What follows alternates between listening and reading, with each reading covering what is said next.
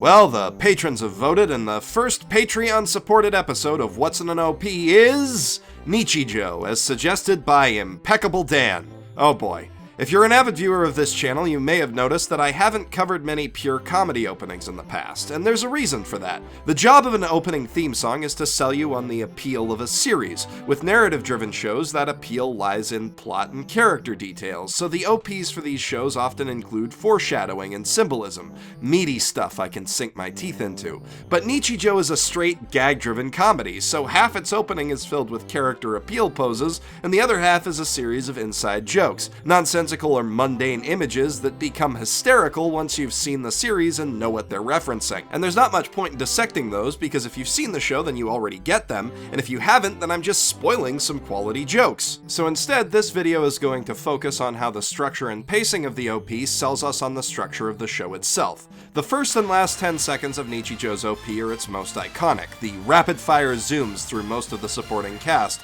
bookended by the 6 principal cast members, Yuko, Mai, Mio, Sakamoto, Nano, and Hakase. These shots evoke the frenetic energy of the series, but they also establish one of its defining conceits, namely the fact that despite how random they can be, there's a loose logical thread connecting all of Nichijou's disparate sketches. Some of these connections are obvious. Yuko, Mai, and Mio are best friends, for instance. Each character is pictured with something relevant to their personality and the gags they typically take part in. Mio's inkpot relates to her proclivity for drawing yaoi manga, Mai's dogs are often victims of her pranks, and Yuko's dead-eyed seriousness in hitting her Daruma Otoshi toy perfectly encapsulates her defiantly childish nature. Interestingly, the toy also connects her with Nano at the end of the montage, who is also holding a Daruma doll. It's a little more explicit in the ED in the second OP, but Yuko and Nano's eventual friendship ends up being the connecting tissue that ties the two halves of the story, if you can call it that, together. But I'm getting ahead of myself. We connect from Mio to Sasahara, who is using an ink brush to write poetry, creating a logical connection to Mio's inkpot, though there's also a direct connection in her crush on him.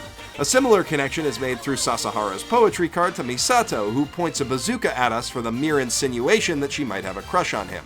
Inside the barrel we see Nakanojo, who is often a victim of collateral damage throughout the series, and from him we jump to Annika, whose tendency to stumble upon surreal, unreasonable bullshit means that she's always the person who finds him in trouble and rushes to get a teacher. The torn eggplant she's holding is a symbol of her one Pyrrhic victory over these recurring gags, and this connects logically to the recurring gag of Mio's sister Yoshino and her Night Shogi piece.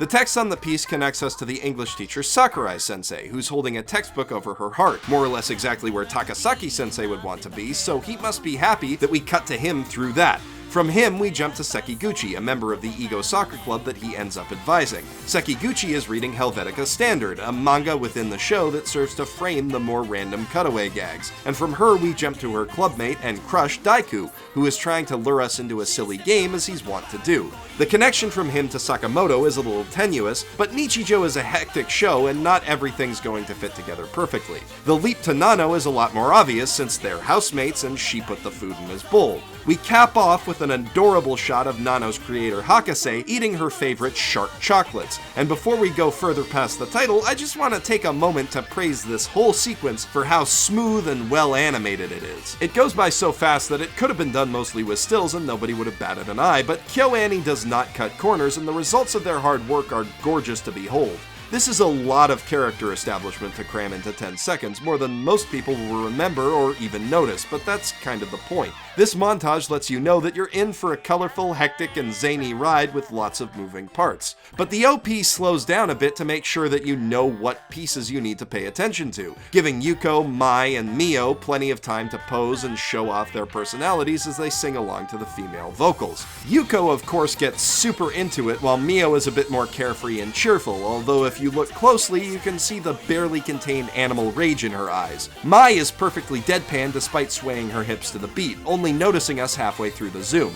She maintains the deadpan even while singing, standing in contrast to her more exuberant friends. Immediately you get an idea of how the trio plays off each other, although the only hint at how much of a troll Mai can be is in the gag manga that she's reading during the dance. While this is happening, we see brief cutaways to seemingly random clips in sync with the male vocals, which help to hammer home the connectedness of Nichijou's gags. The first starts with a sunset, but uses the background colors to create an impression of a sunrise, echoing the lyrical theme of something dawning on the singer. The second match cuts between smoke and fire, then jumps to one inappropriate reaction to that and a suspicious reaction in return, creating a small setup and punchline. Following this, Yuko, Mai, and Mio strike their own individual poses, all remarkably well animated, which are intercut with shots of their everyday lives. Oh, hey, I worked on a title drop. These establish more about their characters, Yuko's laziness, Mai's bookishness, and of course Mio's crush on Sasahara. And it's good that they establish that here because we see almost none of it in the show itself until the very end. Mio's reaction here connects directly to the lyrics of the theme song itself, which is all about perception of one-sided love. The specific line that plays here is "Oops, our glances met," which the OP takes as an opportunity to create a playful gag by having Mio lock eyes with Sasahara's goat. I've gotta say, this song is a great fit for Nichijou as a series. The subject matter doesn't really match up, this is hardly a romantic comedy, but the shifts in the song's tempo provide a great opportunity to show off all the series has to offer. When it slows down, we're treated to a quiet, thoughtful moment with Hakase, Sakamoto, and Nano, underscored by a softened color palette. Soft, nostalgic scenes like this are one of the things that sets Nichijou apart from other gag series. They're the hooks that let viewers get emotionally attached to the show. And while this OP has proven that it can subvert its theme lyrics for comedic effect, here they're used to give greater emotional context. The wistful longing of the female singer doesn't directly connect to any crush that Nano might have, but it does mirror her longing to be a normal girl. The show's more touching aspects couldn't be sold more perfectly than they are by this scene, which takes up almost a third of the OP's running time. It also gives us a moment to catch our breath between the moments of madcap insanity. But before we return to that, if you like this song and think that the female singer sounds cute, I just want to take a moment to ruin that for you. She's actually the male singer, Hyadain, with a filter on his voice.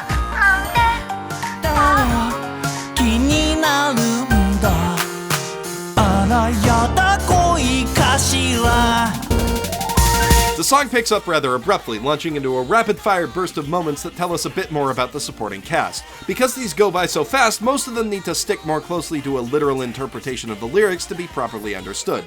Lyrics about wavering love and blushing faces connect directly to Tachibana's explosively overblown tsundere act for Sasahara. Nakanojo's dad is clearly calling someone at his daifuku stand, probably his son, a baka, while the singer goes on about his stupid hands trembling, which connects to Principal Shinonome nervously picking up the vice principal's ominous voodoo doll. Questions about love connect to questions about crushes at a slumber party. A stammered line about pointless conversations connects to Takasaki ineptly hitting on Sakurai. And a line about awkward silence connects to Sekiguchi and Daiku idling in their club room. Not all of this is literally connected to the song, but most of it is, which both makes it easier to understand and sets up for a pretty great gag.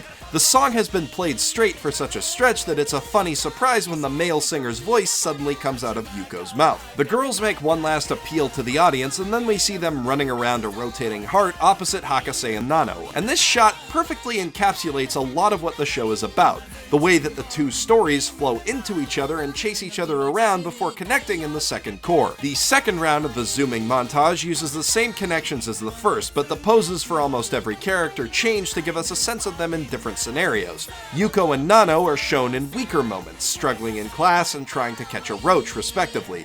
Despite himself, Sakamoto is about to fall into one of Hakase's traps. Side characters like Anaka and Tachibana are shown in the middle of different, slightly more absurd gags. Yoshino's pose and attire is almost identical, appropriate given how fond she is of the shogi piece gag, but there is one small difference. The knight piece she was holding has changed to a promoted knight. We end this delightful montage on Hakase washing down her chocolate with a glass of milk and a satisfied smile before closing out on the title card. And I don't know about you, but whenever I come to the end of this OP, I feel ready for a good time. Nichijou's OP primes you to laugh by setting the groundwork for its characters and gags while telling you what kind of story you're in for, and manages to fit in a few jokes with solid comedic timing along the way. And when you're finished the show, it has a way of putting an instant smile on your face. This is what a comedy OP should be. I'm sure you've got a favorite comedy anime of your own though, so tell me all about it in the comments. And if you want to see me cover it in the future, consider supporting me on Patreon, like the fine folks you're seeing on screen right now. I have a whole system for taking requests through there. But of course, if you just like the video and want to see more of my stuff, all you have to do is click one of the recommended videos on the screen right now.